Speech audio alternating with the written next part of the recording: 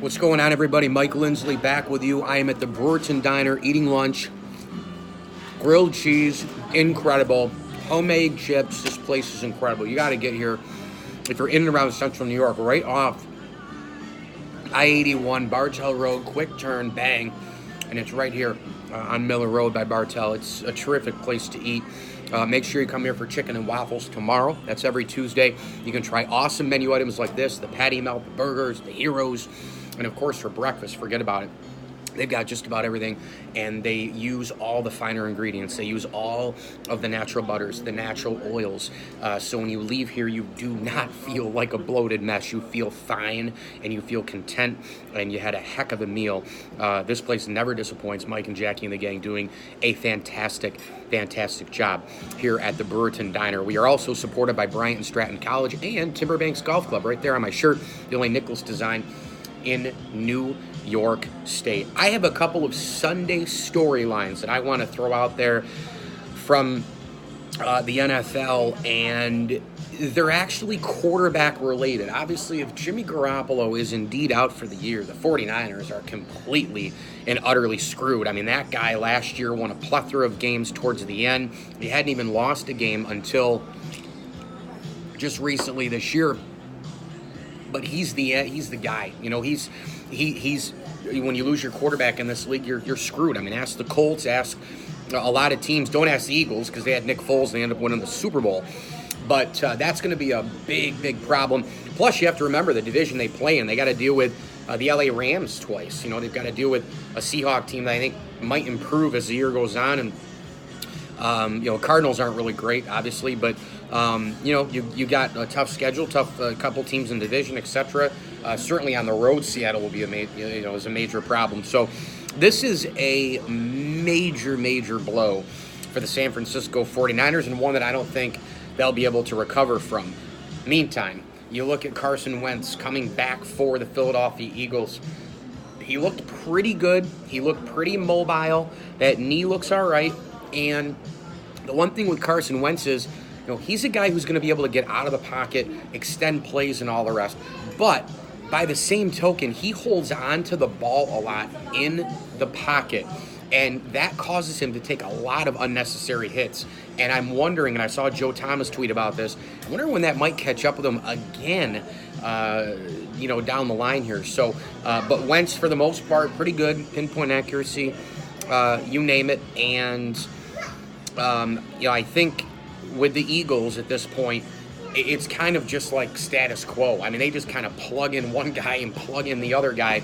Wentz was in, then Foles comes in, they win the Super Bowl. Now Wentz is back in, and the beat goes on with that football team. And you have to remember with the Eagles, they have a lot of help around the quarterbacks, no question about it. I think, look, Josh Allen in Minnesota yesterday could have been arguably the most impressive performance of any quarterback, just considering rookie, road atmosphere, really good defense, really well-coached football team with the Minnesota Vikings led by Mike Zimmer. And the Bills, they went in there and they stunned the living bejesus out of me. I swear to you, I thought that game was going to be a 38-10 rout by the Vikings. I saw every matchup favoring Minnesota. I saw the home atmosphere. I saw the way Kirk Cousins has been playing.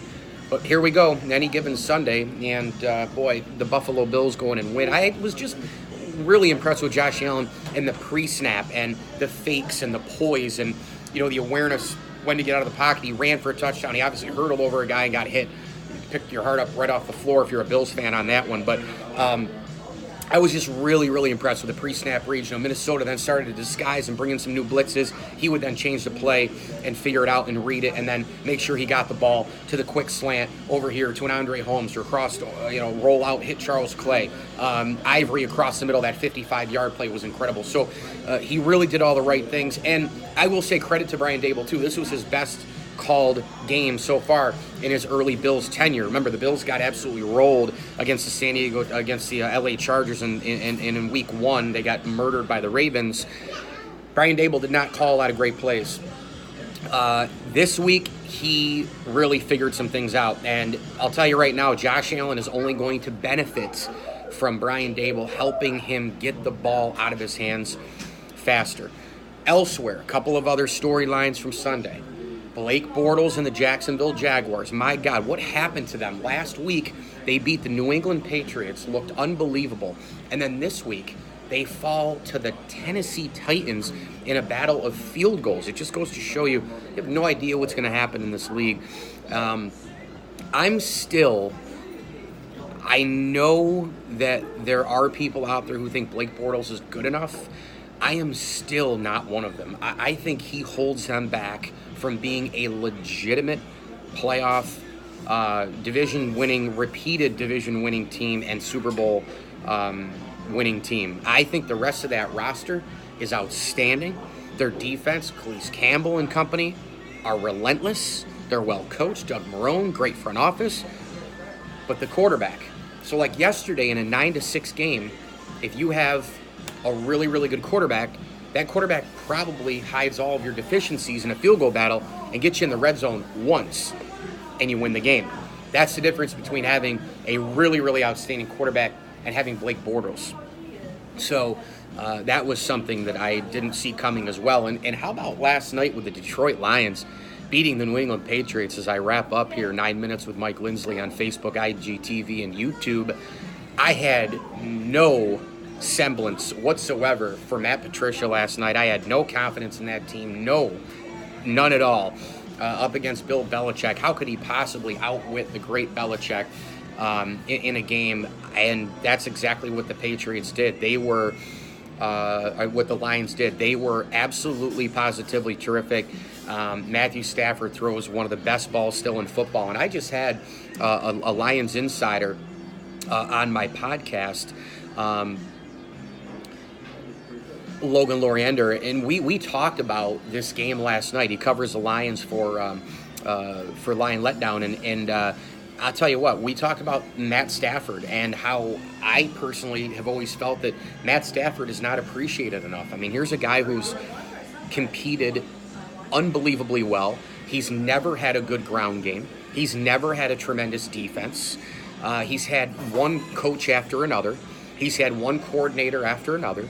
And the guy just continues to put up ridiculously good numbers in this league. And so I think when you look at this, I mean, I don't know how you can look at Matt Stafford any other way besides being appreciative of him if you are a Lions fan, you're a football fan.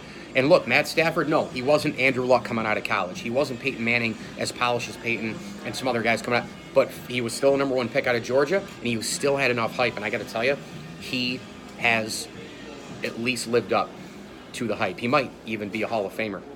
All right, that's it from here at the Brewerton Diner. 9 minutes with Mike Lindsley, Facebook, YouTube, and IGTV. I'm going to get back into those grilled cheese and the homemade chips. Make sure you follow me on Twitter, at Mike L Sports. Hey, huge thank you to all of you as well. Last night, I hit the 40,000 listen mark on my podcast. So continue to share it, continue to listen, continue to leave feedback, continue to leave suggestions. Can't thank you enough for the support. I'm having a blast. It's been a long, about 9-10 months, although it's gone quickly since I made the transition. But, every single day just trying to build this thing and really appreciate all of the support. We are also presented by Bryant and Stratton College as well as Welch and Company Jewelers. Make sure you get to the Brewerton Diner, get the grilled cheese, get the patty melt, get the burger, get all the breakfast items. The Brewerton Benedict is the one I would recommend for sure. Hit me on Twitter at Mike L Sports. As I always tell you, enjoy the games.